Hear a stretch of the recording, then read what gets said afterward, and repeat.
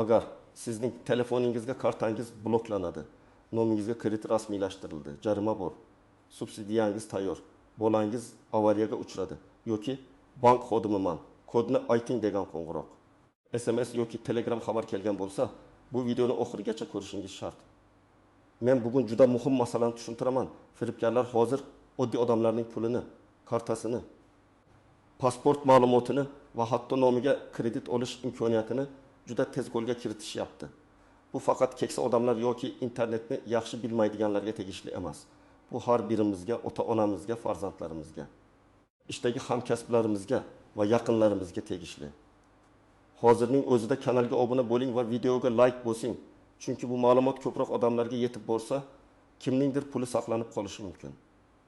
Men sizga nima o'zgarganini, qanday aldovlar ko'payganini, kimlar ko'proq xavf ostida ekanini, qaysi holatlarda vahimaga tushmaslik kerakligini va eng muhimi, hozir nima qilish kerakligini aniq, oddiy tilda tushuntirib beraman. Oldin firibgarlik oddiyroq edi. Masalan, kimdir bozorda soxta mahsulot sotardi. Qarz olib qaytarilmasdi yoki uyma-uy yurib arzon narsa deb aldardi. Odam ko'pincha firibgarni ko'rardi, yuzini eslab qolardi, guvoh bo'lardi. Bugun esa vaziyat butunlay o'zgardi. Firibgar sizning yo'ningizga kelmaydi. U sizga telefon qiladi, Telegramdan yozadi, soxta saytga havola yuboradi yoki o'zini bank, soliq, sud, kadastr, elektr idorasi, mobil operator, hatto huquqni muhofaza qiluvchi organ xodimi qilib ko'rsatadi. Eng xavflisi shundaki, hozir ular odamlarning ismi, familiyasi, yashash hududi, ishlatadigan bank kartasi, oxirgi xaridlari yoki qarindoshlarining ismlarigacha bilishi mumkin. Bu ma'lumotlar turli yo'llar bilan tarqaladi. Soxta tanlovlar, ochiq guruhlar, eski bazalar, yetkazib berish xizmatlari, internetdagi e'lonlar, ijtimoiy tarmoqlar va ehtiyotsiz to'ldirilgan anketalar orqali. Shuning uchun odam bu men haqimda bilarkan, demak rost gapiryapti deb ishonib qoladi. Aslida firibgar aynan shuni xohlaydi. Oldin odam pulni qo'lma-qo'l berib aldanardi. Hozir esa o'ttim soniya ichida karta bo'shab qolishi mumkin. Oldin pasportingizni yo'qotsangiz xavotirlanardingiz. Hozir pasport rasmi, karta raqami, SMS kod va yuzni tasdiqlash orqali nomingizga qarz, mikroqarz yoki to'lov bo'lib rasmiylashtirilishi mumkin. Oldin kodni hech kimga aytmang degan gap yetarli edi. Hozir firibgarlar odamni shunchalik psixologik bosimga oladiki, odam kodni aytib qo'yganini o'zi ham sezmay qoladi. Men bir narsani aniq aytaman. Firibgarlar texnikadan ham ko'ra ko'proq inson psixologiyasidan foydalanadi. Ular qo'rquv, shoshilish, ochko'zlik, uyat, yaqinlarga bo'lgan mehr, davlatdan yordam olish istagi va muammo chiqmasin degan hissiyotlarni ishlatadi. Masalan, hozir atatmasangiz kartangiz yopiladi. 2 daqiqada kredit tasdiqlanadi. Sudga yuboriladi. Bolangizni qutqarish kerak, pulni xavfsiz hisobga o'tkazing kabi gaplar aynan shoshiltirish uchun aytiladi. Chunki odam shoshilganda tekshirmaydi, o'ylamaydi, maslahatlashmaydi. Endi nimani bilish kerakligini batafsil tushuntiraman birinchi qo'yda. Bank davlat idorasi, mobil operator yoki to'lov tizimi xodimi hech qachon sizdan SMS kod, karta PIN kodi, ilova paroli yoki tasdiqlash kodini so'ramaydi. Agar kimdir men bank xavfsizlik bo'limidanman, kartangizdan pul yechilmoqchi, kodni ayting, bekor qilamiz desa, bu firibgar. Haqiqiy bank xodimi operatsiyani bekor qilish uchun sizning kodingizni so'ramaydi. Kod sizning imzoingizga teng. Siz kodni aytsangiz, xuddi roziman deb imzo qo'ygandek bo'lasiz. Ikkinchi qo'yda. Sizga qo'ng'iroq qilgan odam kimligini siz tasdiqlay olmaysiz. Telefonda nomer bank nomi bilan chiqishi ham, Telegramda logotip rasm qo'yilgan ham, ovoz jiddiy eshitilishi ham dalil emas. Bugun raqamni soxtalashtirish, profilga rasm qo'yish, tayyor skript bilan gapirish oson. Shuning uchun men doim shunday qilaman va sizga ham shuni maslahat beraman. Agar bankdanman deb qo'ng'iroq qilishsa, suhbatni darhol tugataman va kartam orqasidagi rasmiy raqamga yoki bank ilovasidagi aloqa bo'limiga o'zim qo'ng'iroq qilaman. Kim sizga qo'ng'iroq qilgan bo'lsa, aynan o'sha raqamga qayta qo'ng'iroq qilib tekshirish yetarli emas. Chunki u ham firibgar raqami bo'lishi mumkin. 3-qo'yda pulni xavfsiz hisobga o'tkazish degan tushuncha yo'q. Firibgarlar ko'p ishlatadigan gap shu: hisobingiz xavf ostida, pulingizni vaqtincha xavfsiz hisobga o'tkazing. Keyin qaytadi. Oddiy odam o'ylaydi, agar bank aytayotgan bo'lsa demak kerak. Lekin bank hech qachon mijozdan pulni boshqa karta yoki hisobga o'tkazishni talab qilmaydi. Agar hisob xavf ostida bo'lsa, bank operatsiyani bloklaydi, karta faoliyatini cheklaydi yoki sizga ilova orqali rasmiy ogohlantirish beradi. Siz pulni o'zingiz boshqa karta raqamiga o'tkazsangiz, keyin uni qaytarish juda qiyin bo'ladi. Keling, real hayotga yaqin misollarni ko'rib chiqamiz. Birinchi vaziyat. 45 yoshli erkak kishiga bankdanman deb qo'ng'iroq qilishadi. Unga sizning nomingizga 18 million so'm kredit rasmiylashtirilmoqda agar bekor qilmoqchi bo'lsangiz. Ilovaga kirib tasdiqlash kodini ayting deyishadi. Odam qo'rqadi. Chunki 18 million so'm kichik pul emas. U men kredit olmaganman deydi. Firibgar shuning uchun bekor qilyapmiz deb uni ishontiradi. Odam kodni aytadi. Aslida esa firibgar uning bank ilovasiga kirib, kartadagi 6 million so'mni boshqa hisobga o'tkazadi yoki haqiqatan ham kredit rasmiylashtiradi. Natija odam kreditni ham, kartadan ketgan pulni ham keyin isbotlashga majbur bo'ladi. Ikkinchi vaziyat, onaga Telegramdan farzandingiz yo'l transport hodisasiga uchradi. Hozir tez yordam va militsiya masalasi bor, pul yuboring degan xabar keladi. Hatto ovozli xabar ham yuborilishi mumkin. Ovoz farzandiga o'xshab eshitiladi. Odam ona bo'lgani uchun birinchi navbatda o'ylamaydi. Yuragi siqiladi, qo'rquv bosadi. 3 million, 5 million yoki 10 million so'mni aytilgan kartaga tashlaydi. Keyin farzandiga qo'ng'iroq qilsa, u ishda yoki o'qishda tinchgina o'tirgan bo'ladi. Bu yerda firibgar ona mehrdan foydalandi. Bunday holatda birinchi qilish kerak bo'lgan ish pul yubormasdan oldin farzandingizga, uning do'stiga, ish joyiga, sinfdoshiga yoki yaqin odamiga alohida kanal orqali bog'lanish. Uchinchi vaziyat, odam internetda telefon sotmoqchi bo'ladi. E'lon qo'yadi. Bir kishi men olaman. Yetkazib berish orqali pulni yuboraman deydi va soxta havola yuboradi. Havolada go'yoki pulni qabul qilish uchun karta ma'lumotlarini kiritish kerak bo'ladi. Odam karta raqamini, amal qilish muddatini, CVV kodini va SMS kodini kiritadi. Natijada u telefonni sotmaydi, aksincha kartasidagi puldan ayriladi. Esda tuting, sizga pul yuborish uchun hech kimga kartangizning orqa tomonidagi 3 xonali kod kerak emas. Pul olish uchun karta raqami yetadi. CVV kod, SMS kod va ilova paroli faqat to'lov qilish yoki kirish uchun kerak. 4-vaziyat, davlatdan yordam puli, kompensatsiya, subsidiyaga ro'yxatdan o'ting. Kommunal to'lov qaytariladi degan xabarlar keladi. Odam 500 ming yoki 1 million so'm yordam olaman deb o'ylaydi. Soxta saytga kiradi. Pasport ma'lumotini, JSHR raqamini, karta ma'lumotini yozadi. Keyin uning nomiga onlayn qarz olishga urinish bo'lishi mumkin. Agar tasdiqlash kodini ham kiritsa, ish yanada og'irlashadi. Davlat yordami yoki rasmiy xizmatlar faqat rasmiy portallar, rasmiy ilovalar va idoralar orqali amalga oshiriladi. Telegramdagi noma'lum havola davlat xizmati emas. 5-vaziyat, yoshlar orasida investitsiya, kriptodan tez foyda, kuniga o'rin foiz daromad. Pul tikib 2 barobar olasiz degan sxemalar ko'paygan. Men bunday sxemalarni ko'p ko'rganman. Boshida 1 ming so'm tikasiz, bir o'timini qaytarib berishadi. Odam ishonadi. Keyin 20 million tikadi, yana qaytadi. Keyin qarindoshidan qarz olib 10 million tikadi. Shu joyda akkaunt bloklanadi yoki komissiya to'lang, soliq to'lang. Hisobni ochish uchun yana pul yuboring deyishadi. Bu klassik tuzoq. Haqiqiy investitsiyada kafolatlangan kunlik katta foyda bo'lmaydi. Qayerda tez, oson, xavfsiz va katta daromad desa, o'sha joyda xavf juda yuqori. Kimlar ko'proq xavotirlanishi kerak? Birinchi navbatda bank kartasidan faol foydalanadigan, Telegram orqali savdo qiladigan, internetda e'lon joylaydigan, onlayn kredit ilovalaridan foydalangan.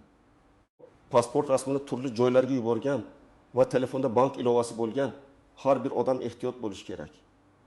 Yosh katta ota-onalar ham alohida xavf guruhida, chunki ular ko'pincha rasmiy ohangda gapirgan odamga ishonadi. Lekin yoshlar ham xavfsiz emas.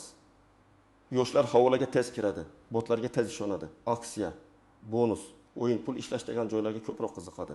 Kimlar kamroq xavotirlanishi mumkin? Agar siz hech kimga SMS kod aytmasangiz, karta orqasidagi CVV kodni kiritmasangiz, noma'lum havolalarga kirmasangiz, bank ilovasiga kuchli parol qo'ygan bo'lsangiz, SIM kartangiz nomingizda bo'lsa, 2 bosqichli himoyani yoqqan bo'lsangiz, xavf ancha kamayadi. Lekin men ehtiyotkorman, menga bo'lmaydi deb o'ylash ham xato. Firibgarlar aynan o'ziga ishongan odamni ham ilintiradi, faqat boshqacha usul bilan. Masalan, tadbirkorga soliq tekshiruvi, haydovchiga jarima, talabaga grant, ota-onaga maktab to'lovi, pensionerga pensiya qayta hisoblanadi deb yozishi mumkin. Endi istisnolar. nozik joylar va ko'pchilik bilmaydigan nuanslarga o'tamiz. Ba'zida haqiqiy bank ham sizga qo'ng'iroq qilishi mumkin. Masalan, shubhali operatsiya bo'lsa, bank bu operatsiyani siz qildingizmi deb so'rashi mumkin. Lekin farq shundaki, haqiqiy bank xodimi sizdan kod, PIN, parol, CVV so'ramaydi va pulni boshqa kartaga o'tkazishni talab qilmaydi. U faqat operatsiyani tasdiqlash yoki rad etish haqida umumiy savol berishi mumkin. Agar gap kodga, parolga yoki pul o'tkazishga borib taqalsa, suhbatni to'xtating. Yana bir muhim nuqta, firibgarlar ba'zan sizni o'zingizga qarshi ishlatadi. Masalan, ular hozir telefoningizga kelgan SMSni hech kimga aytmang. Faqat menga o'qing, chunki men xavfsizlik xodimiman deyishi mumkin. Bu kulgili eshitiladi, lekin bosim ostida odam sezmaydi. Ba'zida ular telefoningizga masofadan himoya dasturi o'rnatamiz deb AnyDesk, TeamViewer yoki shunga o'xshash masofaviy boshqaruv ilovalarini o'rnatishni so'raydi. Agar siz bunday dasturga ruxsat bersangiz, ular telefon ekraningizni ko'rishi, bank ilovasidagi harakatlaringizni kuzatishi yoki sizning nomingizdan amallar bajarishi mumkin. Yana bir tuzoq, firibgarlar sizga pul tashlab, keyin adashib yubordim, qaytarib bering deyishi mumkin. Bu holatning ham turli ko'rinishlari bor. Agar haqiqatan ham adashib pul tushsa, uni shoshilib boshqa kartaga qaytarmang. Bank bilan bog'laning, rasmiy tartibda qaytarish yo'lini so'rang. Chunki ba'zan bu pul noqonuniy operatsiya zanjirining bir qismi bo'lishi mumkin. Siz esa bilmagan holda vositachiga aylanib qolasiz. Men faqat qaytardim-ku degan gap keyin hamma joyda ham yetarli izoh bo'lavermaydi. Yana bir noaniq holat, tanishingizning Telegram akkaunti buzilib, u sizdan qarz so'rashi mumkin. Siz qaraysiz, profil tanishingizniki eski yozishmalar ham bor, ishonasiz. U tezda 800 ming so'm kerak, kechqurun qaytaraman deydi. Aslida akkauntni firibgar boshqarayotgan bo'ladi. Bunday vaziyatda men doim bitta qoida qo'llayman. Pul yuborishdan oldin odamning o'ziga telefon qilaman yoki video qo'ng'iroq qilaman. Agar qo'ng'iroq qila olmayman, majlisdaman. Shoshilinch desa, bu yanada shubhali. Haqiqiy yaqin odam sizning tekshirishingizdan xafa bo'lmaydi. Havollar masalasida ham ko'pchilik xato qiladi. Sayt banknikiga o'xshaydi. Logotip bor, dizayni chiroyli. Manzilda bank nomi yozilgandek deb ishonishadi. Firibgarlar bank yoki davlat saytiga o'xshash sahifa yaratadi. Farq manzilda bo'ladi. Bitta harf o'zgargan, ortiqcha tire qo'shilgan. Domen boshqacha bo'lgan yoki havola qisqartirilgan bo'ladi. Oddiy odam buni sezmasligi mumkin. Shuning uchun rasmiy saytga havola orqali emas, brauzerga manzilni o'zingiz yozib kiring yoki rasmiy ilovadan foydalaning. Yana bir muhim narsa SIM karta xavfsizligi. Agar SIM kartangiz boshqa birov nomida bo'lsa yoki eski raqamingiz bank ilovalariga ulangan bo'lsa, xavf oshadi. Chunki SMS kodlar telefon raqamga keladi. Firibgarlar ba'zan SIM kartani qayta tiklash, raqamni egallash yoki eski raqam orqali akkauntlarga kirishga urinadi. Shuning uchun raqamingiz o'z nomingizda bo'lishi, pasport ma'lumotlari to'g'ri bo'lishi va keraksiz eski raqamlar bank ilovalaridan o'chirilgan bo'lishi kerak. Pasport rasmi bilan bog'liq nozik jihat ham bor. Ko'p odamlar ishga kirishda, ijarada, onlayn ro'yxatdan o'tishda pasport rasmini yuboraveradi. Albatta, ba'zi rasmiy holatlarda hujjat kerak bo'ladi. Lekin har bir Telegram profilga pasport yuborish mumkin emas. Agar yuborish zarur bo'lsa, kimga yuborayotganingizni, tashkilot rasmiyligini, ma'lumot nima uchun kerakligini tekshiring. Imkon bo'lsa, rasm ustiga faqat falon maqsad uchun deb yozilgan belgi qo'yish ham foydali bo'lishi mumkin. Chunki bu hujjatni boshqa joyda ishlatishni qiyinlashtiradi. Endi eng muhim qism, siz hozir nima qilishingiz kerak? Men buni bosqichma-bosqich aytaman. Birinchi qadam, telefoningizdagi barcha bank ilovalariga kirib, parollarni tekshiring. Tug'ilgan sana, 1234, telefon raqam oxiri kabi oson parollarni ishlatmang. Har bir muhim ilova uchun alohida murakkab parol qo'ying. Agar ilova biometrik himoyani qo'llasa, uni yoqing. Lekin telefoningiz qulfidan mustahkam qiling. Chunki telefon ochiq qolsa, bank ilovasi himoyasi ham zaiflashadi. Ikkinchi qadam, Telegram, Instagram, Facebook, Google va Apple akkauntlaringizda 2 bosqichli himoyani yoqing.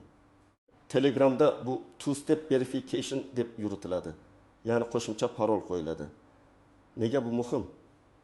Chunki firibgar telefon raqamingizga kelgan kodni qandaydir yo'l bilan olsa ham, qo'shimcha parolsiz akkauntingizga kira olmaydi. Ayniqsa Telegram akkauntingizda qarindoshlar, ishdagi yozishmalar hujjatlar va shaxsiy ma'lumotlar bo'lsa, bu juda zarur. 3-qadam, kartalaringiz uchun limit qo'ying. Ko'p bank ilovalarida kunlik to'lov limiti, internet to'lovlarini cheklash, naqd yechish limiti yoki xalqaro operatsiyalarni o'chirish imkoniyati bor. Agar siz odatda kuniga 200 ming so'mdan ortiq to'lov qilmasangiz, limitni 5 million qilib qo'yishning nima keragi bor? Limit kichik bo'lsa, firibgar bir urinishda katta pulni olib chiqib keta olmaydi. Asosiy pulingizni alohida hisobda saqlab, kundalik xarajat uchun boshqa kartadan foydalanish ham yaxshi usul. 4-qadam.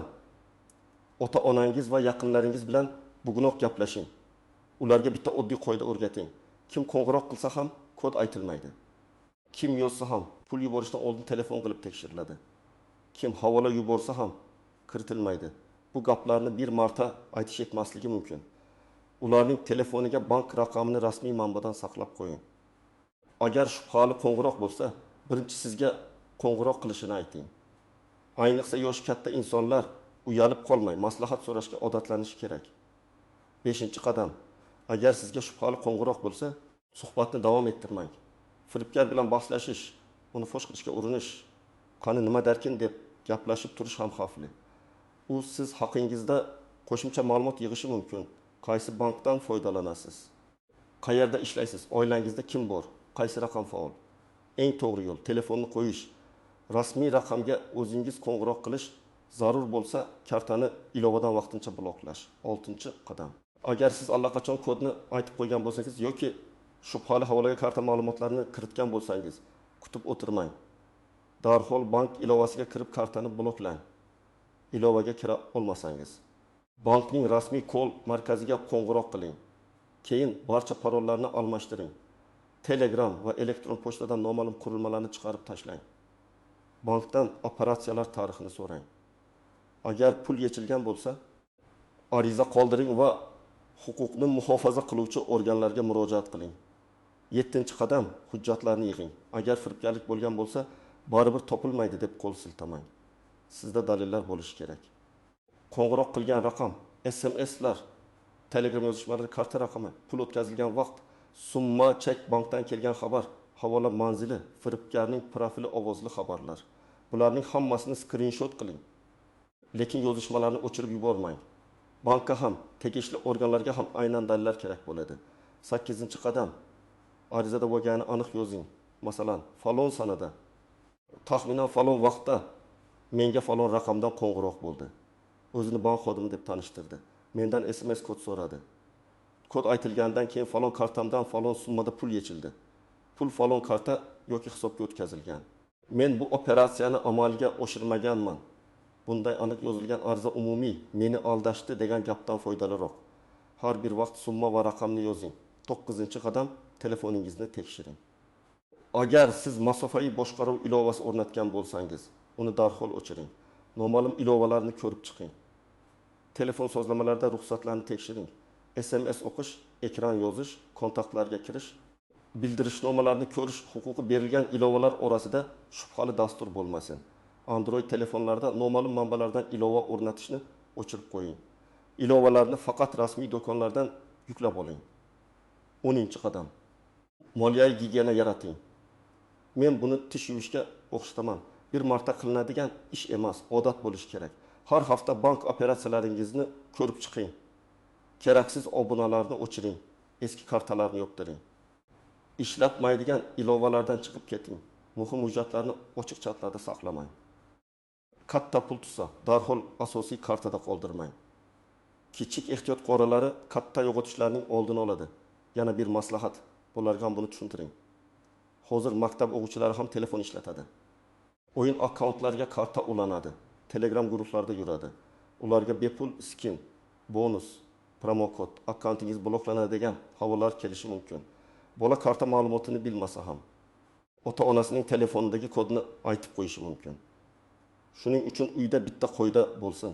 Hech kim hech qanday kodni hech kimga aytmaydi. Hatto o o'zini o'qituvchi, admin yoki operator deb tanishtirsa ham.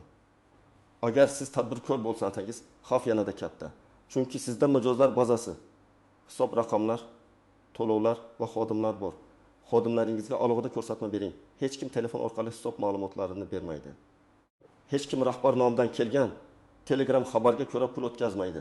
Har qanday noodatiy to'lov 2 kanal orqali tasdiqlanadi. Masalan, Telegramda buyruq kelsa, telefon orqali tasdiqlansin. Elektron pochta orqali hisob faktura kelsa, avval oldingi rasmiy kontakt orqali tekshirilsin. Korxonalar ham aynan shunday oddiy ehtiyotsizlikdan katta pul yo'qotadi. Ko'pchilik pul ketgan bo'lsa, bank qaytarib beradi deb o'ylaydi. Bu har doim ham to'g'ri emas. Agar siz kodni o'zingiz aytgan bo'lsangiz yoki operatsiyani o'zingiz tasdiqlagan bo'lsangiz, bank buni sizning roziligingiz bilan bajarilgan amal deb ko'rishi mumkin. Albatta, har bir holat alohida o'rganiladi, lekin eng yaxshi himoya pul ketgandan keyin yugurish emas, pul ketishidan oldin ehtiyot bo'lishdir. Shu sababli men bugun bu mavzuni shunchalik batafsil tushuntiryapman. Yana bir muhim holat. Agar firibgar sizni qo'rqitsa, hech kimga aytmang, tergov siridir. Agar telefonni qo'ysangiz javobgar bo'lasiz. Hozir qarindoshlaringizga zarar yetadi desa, bilingki, bu bosim usuli. Haqiqiy tashkilot sizni telefon orqali bunday psixologik bosimga olmaydi.